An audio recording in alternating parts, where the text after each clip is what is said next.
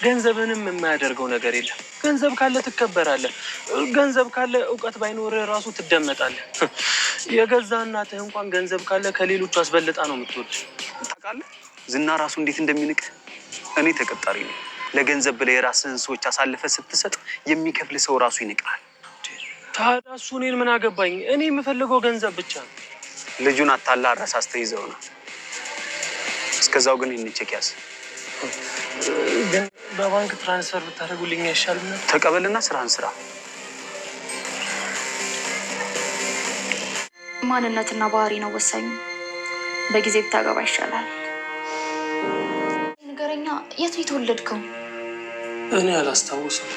የዛን የማስታውሰው የ5 ዓመት ልጅ እንደነበርኩ ብቻ። እሺ በ5 ዓመት ሴት ነበር? አላውቀውም አልኩሽ። አንቺ ክፍል የገባሽው ልታጸጂ ነው ወይስ ለሌላ ነገር? ኧረ ላጸዳ ነው። እኔ እንደው ምንም አላማርሽኝም። ሳይሽ የሆነ አላማማ አለሽ። ውጪ። አልፈልግም፣ ይቅርብኝ፣ አታስጂልኝ፣ ውጪ። ለምን አላመጣው እንዴ? መጀመሪያ ገንዘቤን መልሱልኝ። ስንት ዓመት ለፍቻ ያጠራቀምኩትን ገንዘብ። የማተባበረን ከሆነ ችግር ውስጥ ትወድቃለህ። መሳይ አሁንም እንግዲህ ይህንን ቤተሰብ ለማተራመስ እየለፋ ይገኛል። እሱ ከገንዘቡ እንጂ ከሰውና ከጓደኝነት ምንም የማይመስለው መሳይ አሁንም እንግዲህ በባለፈው ትትናን ታንዴ ሁለቴ አሳልፎ በመስጠት ለነዝና ያው ብር እንደተቀበለ ታውቃላችሁ። ግን ደግሞ በኋላም ላይ ድጋሚ ያገኘውን ብሩን ተቀምጧል፣ የራሱንም ጭምር ማለት ነው። እንግዲህ ለብዙ ጊዜ ያጠራቀማትን ገንዘቡን ሳይቀር ድጋሚ ነው የተቀማው። እንግዲህ አንዳንድ የጓጓ ሰው መጠቀሚያ የለውም እንዲሉ እንግዲህ እሱን የገጠመው ነገር እንደዛ ነበረ። በመጨረሻም ደግሞ አሁን እነዚህና ያው እንደምታውቁት ትትናን ሰውየው ስለደከመ ወይም ደግሞ የትትና ኩላሊት ያስፈልገው የነበረው ሰውዬ አሁን ላይ በጣም ባስኪ ሁኔታ ላይ ነው የሚገኘው። ካሁን በኋላ በጣም ደክሟል። ኦፕራሲዮን ማድረግ አቅሙ የለውም። ስለዚህ ቢደረግለትም የመዳን ቻንሱ 0 ስለሆነ እንግዲህ ታትቷል ማለት ነው። በአንተን ዝናልነት እንግዲህ ይህን ያጣሁትን ገንዘቤን ታመጣለህ እያለ ዝና እንግዲህ እንዳያችሁት ዝናን እንትናን ካሌሞሲሳ ዝናን ሲያስፈራራው ነበረ። ዝናም እንግዲህ ይከፈልሃል ታዲያ ምን ላድርግ የምችለውን ያክል እየሞከርኩ ነው። ቢሳካልኝ እኮ ስራው የኔም ጭምር ነው፣ ምክንያቱም ጥቅሙ ከኔም ጭምር ነው። ስለዚህ እንደዚህ ያልካታ አስፈራራኝ እያለ ነበር እንግዲህ ካሌሞሲሳን። ካሌብ እንግዲህ አንተ ጋር እስካሁን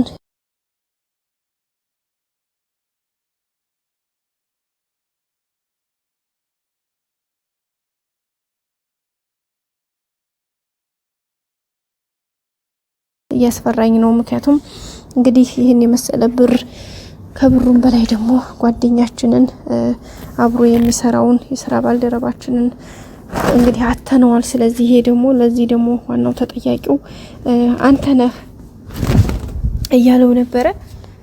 ዝናም እንግዲህ አዝናለሁኝ፣ ምንም ማድረግ አልችልም፣ የምችለውን ያክል ሌትም ቀንም እንቅልፍ ሳልተኛ ምግብ ሳልበላ ብዙ ነገሮች ሞክሬያለሁኝ፣ ግን አሁን አልተሳካልኝም። ስለዚህ ምን ላድርግ፣ በቃ ሁሌ አማን ሀገር የለም በማለት መልሶለት ነበረ። አሁን እንደገና ድጋሚ ደግሞ እሷን ልጅቷን እንዳለ እንደተጠበቀ ሆኖ እሷን በቀሏን ተወጡልኝ፣ ይቀጥል ደግሞ ከባለፈው ከላክልኝ ልጆች ትንሹ ልጅ ወይም ደግሞ ያጭሩ በተፈጥሮ አጭሩ እሱን እንፈልገዋለን፣ ኡጋንዳዎች ለአምልኮ እንፈልገዋለን ብለዋል እያለው ነበር ማለት ነው።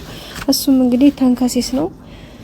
ተንከሲስን እንግዲህ ደግሞ አሁን ሌላ ማፈላለግ ይዘዋል ማለት ነው። ቤተሰቦቻችን እንግዲህ የትትና ጉዳይ ያው ሙሉ በሙሉ ተዘጋባ አይባልም። አሁን እሷን ከሷ ከማሳደዱ በላይ ወደዚህኛው ላይ አይናቸውን ጥለዋል። ምክንያቱም አሁን የትትና የብር ሁኔታ ኦሬዲ አልቋል ማለት ነው። ማለት የሚቀበሉት ብር ኦሬዲ ቆሟል።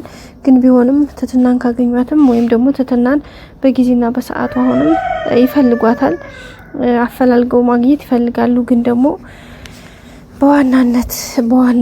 በዋናነት አሁን የሚያስፈልጋቸው ተንከሲስ ነው። ምክንያቱም በተንከሲስ እንግዲህ እንደሰማችሁት ዳጎስ ያለ ገንዘብ ስለሚያገኙበት አሁን ተንከሲስን ነው እንግዲህ እያፈላለጉና እየንተን እያሉ ያሉት። በዚህም እንግዲህ ዝና ግዴታ መሳይን በባለፈው ያው ብሩን ቀምቶት ነበረ። አሁን እንደገና የዛ ልጅ ብር እንመልስለትና ይሄ ልጅ አብሮ እንዲሰራ ወይም ደግሞ ያን ልጅ አሳልፎ እንዲሰጠን በማለት ወደ ውሳኔ ተመልሷል ማለት ነው። ቤተሰቦቻችን እንግዲህ ተመልሶ አሁን ላይ እያሰበ ያለው ምንድነው መሳይን ያን ልጅ አምጣና እኛ አምጣልንበት ቦታ ድረስ አምጣልን፣ ከዛ በኋላ እኛ የራሳችንን ስራ እንሰራለን፣ አንተን ብር ይመለስልሃል ነው ያለው።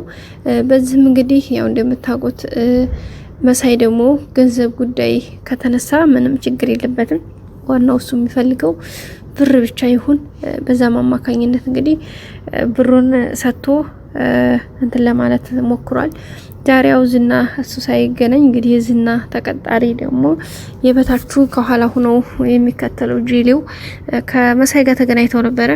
አንተ ግን ጓደኞችን ክዴህ በመብላትህ ዝና ራሱን እቆሃል ምንድነው እንዲዝህ? ለማንኛውም እንካ ለለቱ ተብሎ እንግዲህ ቼክ ብር ተጽፎለት ነው የተሰጠው።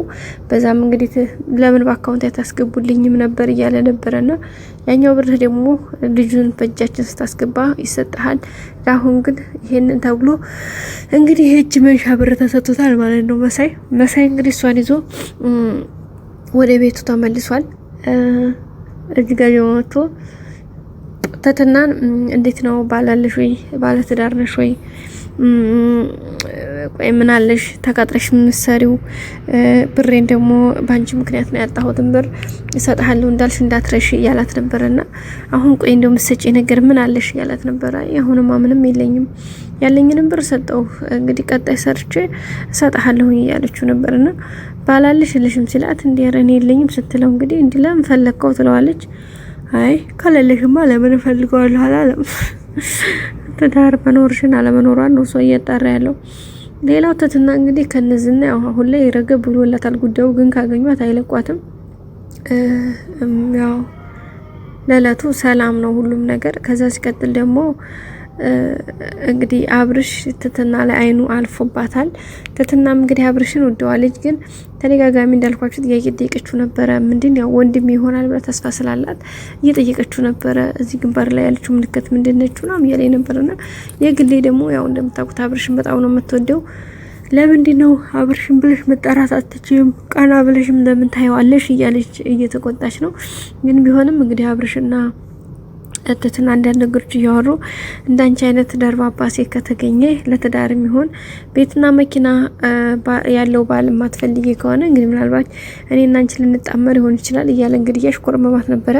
ትትና ማትቀልድ ይባክህ የግሌን ያክል ሴት ቤት አስቀምጠህ ሚስት ጠፋ ትላለህ እንደ እያለችው ነበርና የግሌ እኮ አዎ የዋህናት ቆንጅዬ ነች፣ ግን ደግሞ ጸባይዋ ትንሽ ሰከን ረጋ ያለች ሴት ብትሆን ይመረጣል እያላት ነበር። ቤተሰቦቻችን ሌላው እንግዲህ መሳይ ያው ተፍተፍ እያለ ነው። ገለሙ ደግሞ ያው መስከሩ እንደቀጠለ ነው።